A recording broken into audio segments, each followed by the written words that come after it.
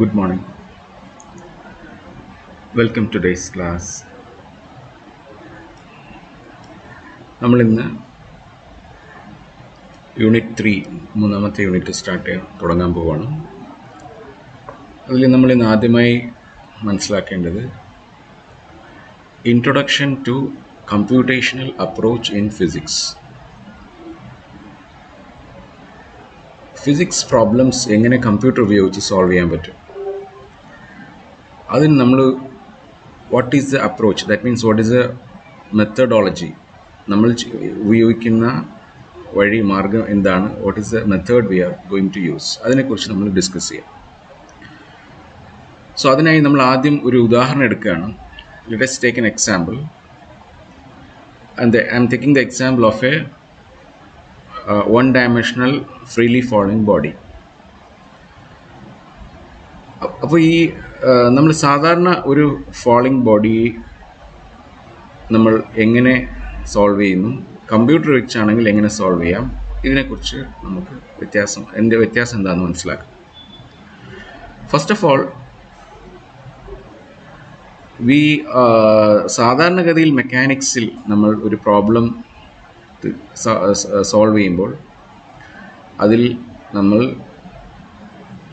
ഒരു ഫിസിക്കൽ ബോഡിയെ ഒരു ideal point പാർട്ടിക്കിളായിട്ട് സങ്കല്പിക്കാറുണ്ട്. രണ്ടാമത് നമ്മൾ സങ്കല്പിക്കുന്നത്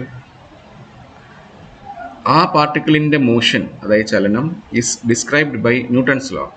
that means what is Newton's law? It is a relation between acceleration of the body and the external force acting on the body.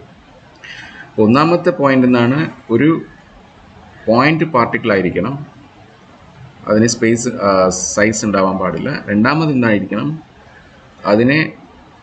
അതിൻ്റെ ആക്സിലറേഷനെയും അതിൻ്റെ ഫോഴ്സിനെയും തമ്മിൽ ബന്ധിപ്പിക്കുന്ന Newton's law. എന്താണ് അതിൻ്റെ അസംഷൻ? എന്താണ്? The cause for the change in motion is the action of the external force,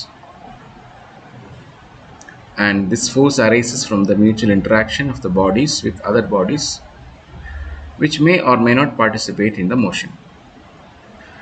അപ്പോൾ ഒരു ബോഡിയിൽ ഫോഴ്സ് ആക്ട് ചെയ്യുന്നതിനനുസരിച്ച് ആ ബോഡിയിൽ ആക്സലറേഷൻ ഉണ്ടാവുന്നു. അതിൻ്റെ അർത്ഥം അതിൻ്റെ motion, that is it will change the state of the motion. ഇനി ഈ ഫോഴ്സിനെ കുറിച്ച് പറയുകയാണെങ്കിൽ, the force can be A contact force.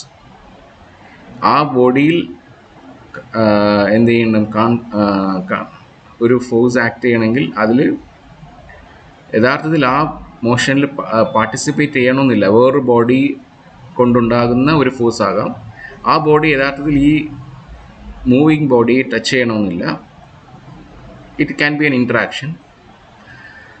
ഇനി നമ്മൾ എന്ത് ചെയ്യുന്നു, നമുക്ക് ഒരു പൊസിഷനും വെലോസിറ്റിയും അറിയാമെങ്കിൽ, if we use the Newton's law, we can find the position and velocity at a later time. That is the use of Newton's law.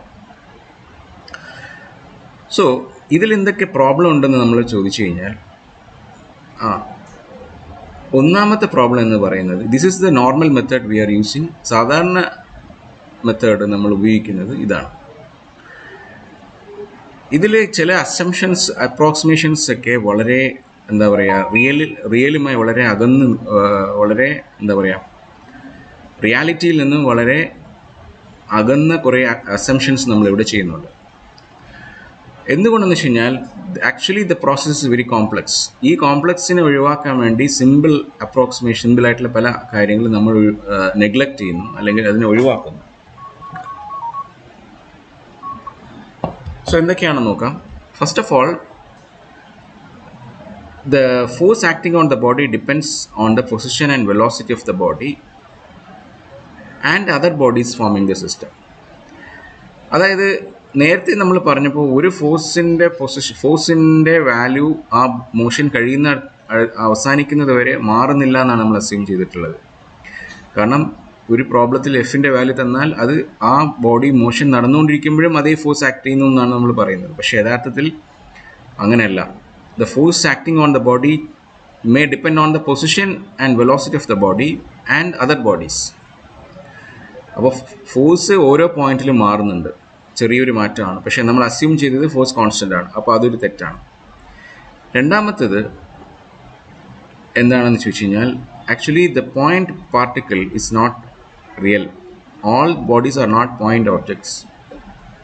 There are some size and it occupies some space and position. Okay, and second thing is,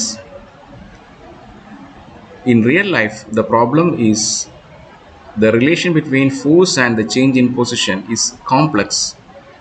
എന്ന് പറഞ്ഞാൽ the force function എന്ന് പറയുന്നത് നമ്മൾ വിചാരിക്കുന്ന പോലെ ഒരു constant value അല്ല, മറിച്ച് it is A complex, it is A function which having lot of solvable and corrections and perturbations and lot of things are possible in a force. അപ്പോൾ force ഓരോ പോയിന്റിലും മാറുന്നത് കൊണ്ട് ആ ഫോഴ്സിൻ്റെ എക്സ്പ്രഷൻ അത്ര സിമ്പിൾ അല്ല. അപ്പോൾ അതിൻ്റെ അർത്ഥം പെർട്ടർബേഷൻ ഈസ് ലാർജ്. സോ അപ്പോൾ നമ്മൾ എന്ത് ചെയ്യാൻ സാധിക്കും? ഒരു ഓൾട്ടർനേറ്റീവ് മെത്തേഡ് എന്ന് പറയുന്നത്, നമുക്കറിയാം ഓരോ പോയിന്റിലും ഫോഴ്സ് മാറുന്നുണ്ടെന്ന് പറഞ്ഞു. അങ്ങനെയാണെങ്കിൽ നമ്മൾ എന്ത് ചെയ്യാം? ന്യൂമറിക്കൽ മെത്തേഡ് ഉപയോഗിച്ച് step by step evolution of a system for a small time interval, ഓരോ ചെറിയ ഫുൾ മോഷൻ്റെ ടൈമിനെ നമ്മൾ ചെറിയ ചെറിയ ടൈം ഇൻ്റർവെലായി സ്പ്ലിറ്റ് ചെയ്തുകൊണ്ട് ഓരോ ടൈം ഇൻ്റർവെല്ലിലും ആ ഒരു ചെറിയ മോഷനായി സങ്കല്പിച്ചുകൊണ്ട് ആ ടൈം ഇൻ്റർവെല്ലിലെ ഫോഴ്സ് എത്രയാണ് എന്ന് നമുക്ക് ആ ഫോഴ്സ് ഉപയോഗിച്ച് ആ ഫോഴ്സിൻ്റെ വാല്യൂ കണ്ടുപിടിച്ച് ആ ഫോഴ്സ് ഉപയോഗിച്ച് വേണം സോൾവ് ചെയ്യാൻ. അങ്ങനെ നമുക്ക് കിട്ടുന്ന trajectory will be closer to the reality compared to the ideal case. But the problem is, it is not easy to do this numerical analysis until the computers were accessible. Because നമ്മൾ for example ഒരു 10 second കൊണ്ട് follow ചെയ്യുന്ന ഒരു ബോഡിയെ നമ്മൾ analyse ചെയ്യുകയാണെങ്കിൽ, for example 0.1 second ഉള്ള time ഇൻ്റർവെലാക്കി വിചാരിക്കുകയാണെങ്കിൽ, that means ഒരു സെക്കൻഡിൽ 0.1 into how many times? 10 intervals are there. So totally 100 intervals are there if I am using 0.1 second as a time interval. But it is not, it is big. So if I take 0.01 second, there will be 1000 intervals. So 1000 interval ഈ process manually ചെയ്യുക എന്ന് പറയുന്നത് it is not easy, it is a tedious process. അതുകൊണ്ടാണ് നമ്മൾ ഈ numerical method ഉപയോഗിക്കാത്തത്. But using a computer, we can do this process, numerical process, very easily. Even നമുക്ക് computer ഉപയോഗിച്ച് 100 അല്ല എത്ര കോടി പ്രാവശ്യം വേണമെങ്കിൽ നമുക്ക് ഈ പ്രോസസ്സിനെ റിപ്പീറ്റ് ചെയ്യാൻ പറ്റും. Because it is very fast. You can do calculations any number of time without any loss of any loss. So we are so the approach is the numerical computation. So we are going to use numerical computations, because by the advent of computers വന്നതോടുകൂടി നമുക്ക് എന്ത് ചെയ്യാൻ സാധിക്കും? Numerical computation ഉപയോഗിച്ച് ഒരു physical പ്രോബ്ലത്തിനെ റിയാലിറ്റിയുമായി അടുപ്പിച്ച് കൊണ്ടുവരാൻ പറ്റും. We can avoid the assumptions and theoretical many things, and then you can use the reality, and then using numerical computations we can do we can find the trajectory of the moving body really, which is very closer to the original value or the practical value. Okay, so now this is what the introduction what I am saying. For example, I am going to give an example. The example I told you is a falling body, one dimensional falling body. So simply we can say a falling body experience a force of mg. So second law of motion says that ma is the force. So the force acting is mg, that will be equal to ma. That is what the second law says. Now what is that? M into d square x by dt square is equal to mg. So we will get g is equal to d square x by dt square. That is a constant. Then normally we integrate this, we will get dx by dt is equal to gt plus v0. That is a constant of integration. Again, once again you integrate this, you will get x equal to v0 t plus half gt square plus x0. Again x0 is another constant of integration.